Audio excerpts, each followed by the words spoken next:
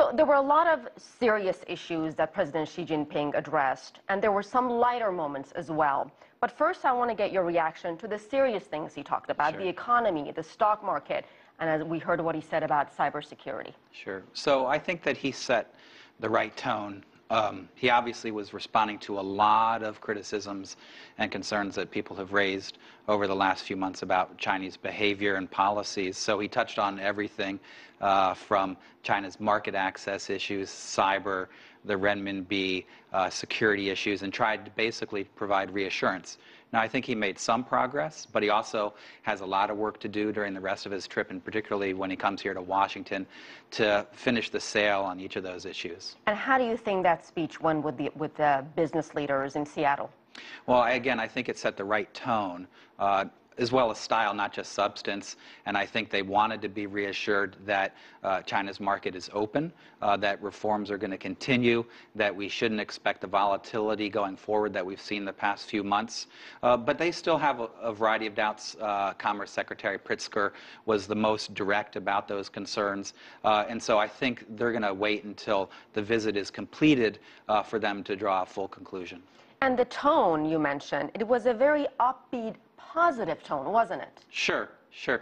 Xi Jinping, you really saw his personality. He's witty. He used literary references, showed his experience from the Cultural Revolution and how that guides him today.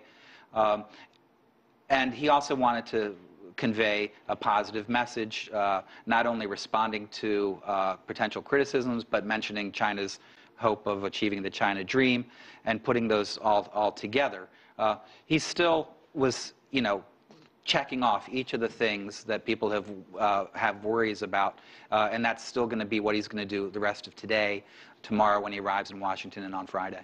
I really found it remarkable, and I know I'm not the only one, because we heard references about House of Cards, about Ernest Hemingway, The Old Man and the Sea. Who knew? It's President Xi Jinping's favorite book. The 1993 blockbuster movie Sleepless in Seattle, saying it was that movie that made the city a household name in China. This is a side of President Xi Jinping often not seen in public. Yes. When he first took power in November of 2012 and came out with the rest of the Politburo Standing Committee and gave a few words, we knew that he was different from the gentleman that he replaced, Hu Jintao.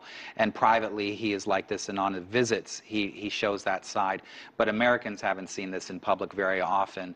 And so, he's in some ways his best salesman rather than spokespersons for the foreign ministry and others. So, Scott, when he comes to Washington, D.C., what do you think will be the biggest challenge for these two countries that clearly have so much in common and have worked together on so many different issues? Sure. So I think there's going to be two things that he's going to want to address more deeply. The first is what is the direction of Chinese economic policies in terms of reform, the stock market, the renminbi, what are the details of that, so that fill in a lot of the blanks that still exist. And secondly, the United States is an Asia-Pacific power. It's not planning to leave the Asia-Pacific. What reassurances can he provide that the U.S. remaining in Asia economically, militarily, are consistent with Chinese interests to continue to protect the peace that has existed in the region since World War II? And specifically, what kind of assurances is he looking for from the Obama administration? Sure. Well, there's concerns among some Chinese, not necessarily expressed by him directly, about what are the motives for the U.S. in East Asia. Is the U.S. out to contain China? That's often raised by some. That's not U.S. policy as explained by here, and I'm sure that the president will try and reassure President Obama that that is not the U.S. motives, and that there's reasons for China and the U.S. to work together on military issues and other areas in the region.